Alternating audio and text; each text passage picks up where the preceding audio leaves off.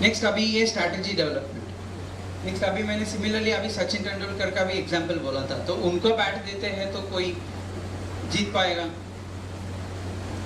तो दूसरा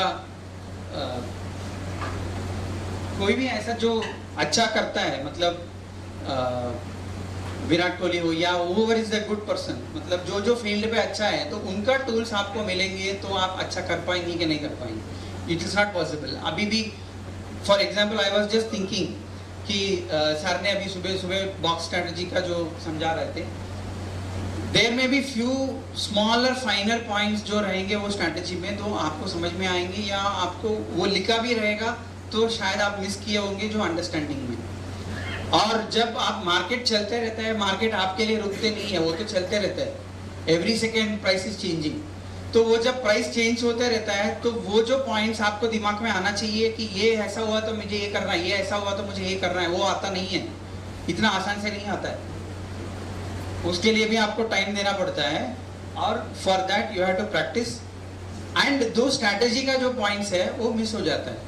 इसीलिए जो अभी प्रांजलि जी ने भी बोला, तो आपका खुद का स्ट्रैटेजी, आप ये सब अभी जो दिया है ना, ये सब ब्रॉडर गाइडलाइन है, जो बुक में दिया रहता है या यूट्यूब में दिया रहता है, सब में एक ब्रॉडर गाइडलाइन है। जो हमने कैमरिला का जो सिखाया था, सीपीआर का सिखाया था, वो ब्रॉडर गाइडलाइन आपको दिया है। तो वो ब्रॉडर गाइडलाइन से लेके आपको आपका खुद का स्ट्रैटेजी या प्लान आपको बनाना पड़ेगा, उसको टेस्ट करना पड़ेगा। जब तक आप आपका खुद का प्लान और स्ट्रैटेजी नहीं बनाते हो तो you will not be able to succeed. किसी और का बैट और बॉल लेके आप सेंचुरी नहीं मार सकते। आपको खुद का बैट बनाना पड़ेगा, आपका खुद का वो रखना पड़ेगा, तभी आप सेंचुरी मार सकते हो। तो उसके लिए आपको आपका स्ट्रैटेजी आपको डेवलप करना पड़ेगा। ये देखिए, एक मैंने जो अल्गो ट्रेडिंग और प्रोग्रामिंग करने के लिए मैंने एक सिचुएशन समझ के लिया था, तभी दीज आर द लेवल्स और दीज आर द कंडीशंस। इतना सारा कंडीशंस है, ये रेसिस्टेंस है, pivot resistance, support, and pivot में भी 3 सारे है, मतलब सीपीआर है, then you have previous levels, day, week, month, then all time high, then swing levels. Swing levels में भी डिफरेंट टाइम फ्रेम का, demand and supply zone, trend charts, patterns और फिबोनाची लेवल्स। सो इतना सारे चीजें हैं जो आपको सिग्नल दे सकते हैं। All these things are going can give you signals.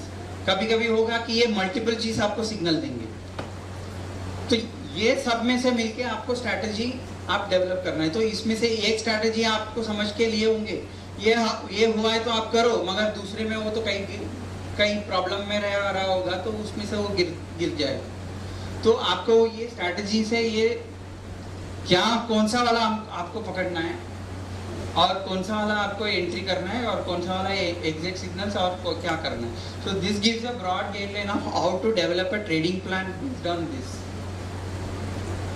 And इसमें भी आपको एक लेवल का मैं और स्ट्रिक्टली और बोलूंगा ना, तो नैरो डाउन करके for you to come down a specific situation.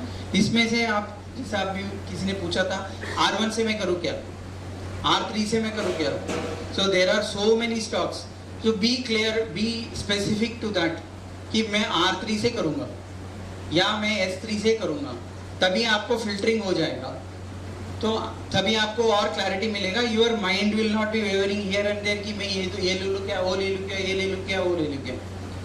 तो नॉर्मली उसमें इंग्लिश में एक बोलते हैं kid in a candy store. जब आप बच्चे को कैंडी स्टोर, चॉकलेट स्टोर में लेके जाते हैं ना, वो क्या बोलते हैं ना, सब कुछ चाहिए उनको, ये भी चाहिए, ये भी चाहिए, ये भी चाहिए, ये भी चाहिए। हम भी जब मार्केट आगे पीछे जाता है ना, हम भी किड बन जाते हैं, हमको सब कुछ चाहिए, सब चाहिए, but we have to follow जो भी हमारा जो जोन में हमने फिक्स किया है उसको लेना पड़ेगा। नेक्स्ट, ये जो है ये इंपॉर्टेंट है, ये थोड़ा लॉन्ग टर्म के लिए है, but this is not only for, जो भी अभी मैंने बोला था, it is not only for selling और buying, this is for the overall.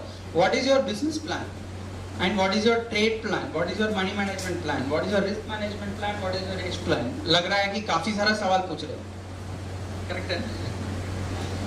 काफी सारा सवाल है, मगर आपको ये सब अंडरस्टैंडिंग करना होगा, तभी आपको माइंड में क्लैरिटी आएगा। जब आपको क्लैरिटी आएगा तभी आपको समझ में आएगा कि मुझे बाय करना है कि सेल करना है, कब करना है, क्या करना है।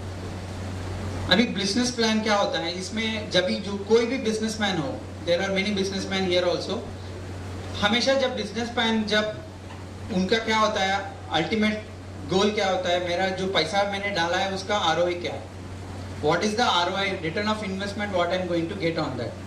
सो that is the first thing which you have to decide, what is my ROI. कभी कभी कोई बोलेंगे मेरा 200% आरओआई मिल जाएगा. अभी सर भी काफी सारा रेफरेंस देते हैं, तो प्रॉमिस करते हैं तो हम गुना 2 टाइम्स करके देंगे, 3 टाइम्स करके देंगे वगैरह, all of them. But you have to be practical.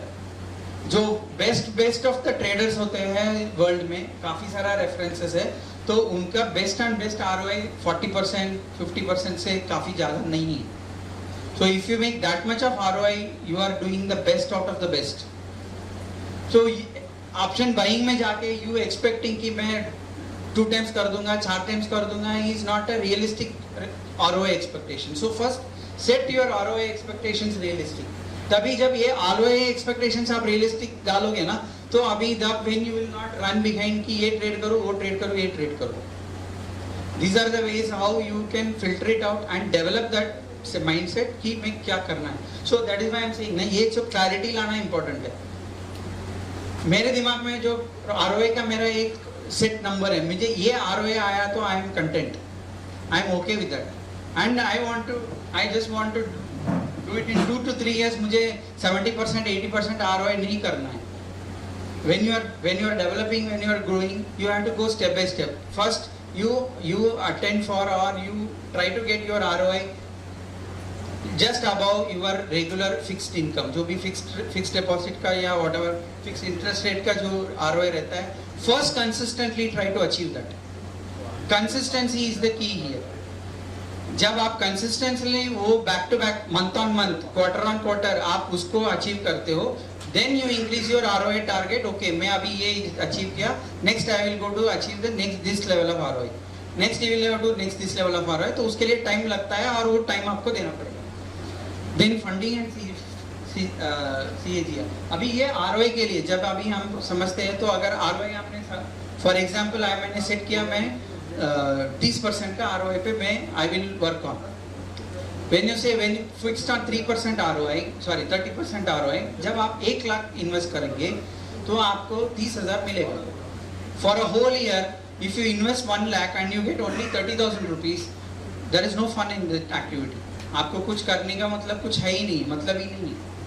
सो आपको CAGR और आपका एब्सोल्यूट एक्सपेक्टेशन के ऊपर आप फंडिंग का क्या भी डिसाइड करना होता है कि कैसा फंडिंग और क्या CAGR अचीव करना होता है. CAGR is cumulative actual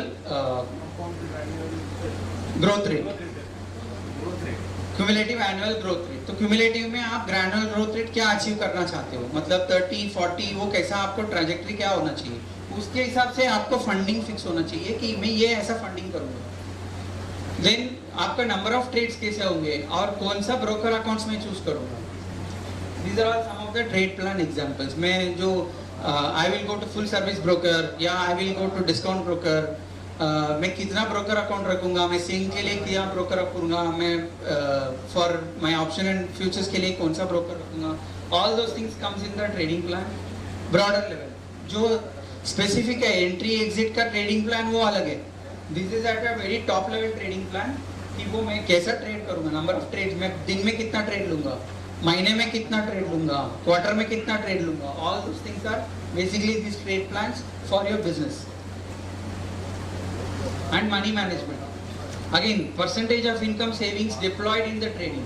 जो ये जो प्रॉब्लम है ना, बहुत सारे लोग ना इसी में फंसते हैं और ये पूरा का पूरा माइंडसेट का खराब करते हैं.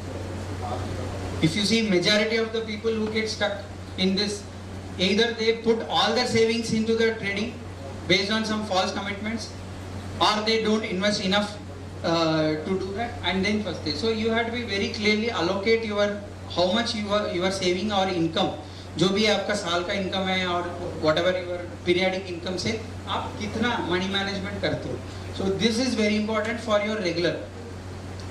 When you are after getting into a certain stage, then you can get into full time of this, and then you can fully run this business. Till such time, you have to allocate certain amount of your income and saving, and then करके सीखना है, stabilize करना है, और then go into the next stage.